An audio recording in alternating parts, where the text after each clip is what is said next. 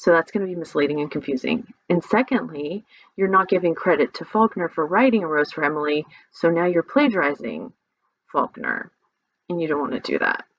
So even though you found A Rose for Emily in our textbook, and even though you're citing our textbook by starting with the editor's name or whatever, or title of the textbook, or whatever other thing you decide you want to start with, you can't do that. You have to start with the author's last name, the author of the work that you are citing.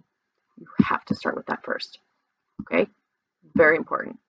You will not get a passing grade on this essay if you do not do that.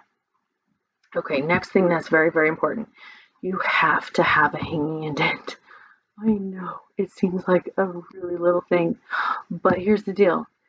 If you were writing a longer paper and you had lots and lots of sources and you did not have a hanging indent, then it would be extremely difficult for your reader to scan their finger down the left-hand margin to look for the author that they're looking for and find the one that they're looking for, because there would be no hanging indent, and so that name wouldn't be sticking out on the left. And I know you're thinking, okay, what's the big deal? I only have 1 or 2 sources. True, but you learned this in English B1A, and we're repeating it here, and someday you will be writing longer papers, so we need to learn this. It's MLA format, and it is one of our things that we need to be practicing. So I'm going to be a stickler on it. You have to have a hanging indent. If you don't know how to do it, you need to learn. You need to figure this out, okay? So look at my video tutorials. I know they're not beautiful, but they work. And if you don't like my video tutorials, under resources on our Canvas page, go to YouTube and find something better. But figure it out. You need to have a hanging indent, okay? Just do it. Just do it. You'll be glad you did. And you have to alphabetize your sources. Chances are very high that your essay, okay, I'll tell you, I'm gonna give you a little tip here. I already wrote the test. You will be writing on 2 sources, okay, 2 texts, 2 primary texts. So I'm gonna tell you right now, you will be citing 2 primary texts. So that means you will have to alphabetize them. So don't forget to alphabetize them. You need to write whichever one comes first alphabetically. That means the author's last name comes first. So between, for example, Twain and Faulkner, you would put Faulkner first. So Rose for Emily, you would have Faulkner before Huckleberry Finn, which you would cite Twain. Okay, so make sure they're in the correct order.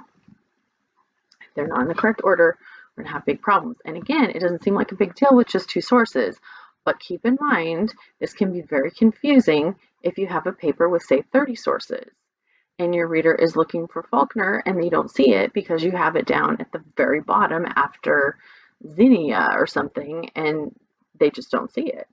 They're going to think that it's missing. They're not going to look for it down there under Z. So make sure your sources are alphabetized. Okay? Another thing that will kill you on the works cited is if you have an incomplete citation. So if you don't have all the information that you need, some of it's missing, that is going to mean that you're not going to get a passing grade on the whole entire essay. So make sure that all the information you need is there. If you're missing a source, you've plagiarized. So again, you would not get a passing grade on the entire essay. So all of those things are super, super serious. And if you're freaking out now, don't freak out. Just go back and review the MLA guide and do your works cited ahead of time, and you will be just fine. And again, just email it to me before the day of the test, and I will be happy to look at it for you. Don't email it to me the morning of the test, though, because I probably won't have time to get back to you that day. Because guess what? I'm at home with my family right now, too. And I have other things and other responsibilities that I'm dealing with. So if you want me to look at it, you need to give me 24 hours.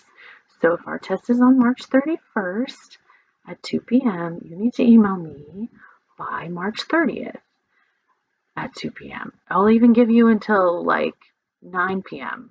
on March 30th, but email me the night before so that I have time that evening after my kids go to bed to read what you've written and get back to you. And then you'll get it back that night and you can fix it before the day of the test. Okay? You guys got this. But you need to know it's really serious. Okay? All right. That's a works cited. What you need for the test, you need a quiet space to work, someplace where you're not going to be interrupted, hopefully, where you can just sit down with your computer and your books. Obviously, you need internet access so that you can upload your test. Hopefully, you won't have any troubles with the Wi-Fi or whatever you need, and then have your books and your notes available to you when you're ready to take the test. Okay, and again, get set up before 2 o'clock so everything's already ready for you and you don't have to go looking for something. I don't want you to sit down and start working on your test and then say, oh my gosh, I need another book, and have to go looking for it. You don't want to waste that kind of time. You just want to sit down and start writing and get it done. Okay? All right, next is how to prepare. It is going to be a little bit more intense than the drama test just because we've read more. So make sure that you've read everything that's been assigned because you don't know which 2 pieces you'll have to write on. And then make sure that you've read everything and you've annotated everything and that you have all of your notes and everything's together. Okay.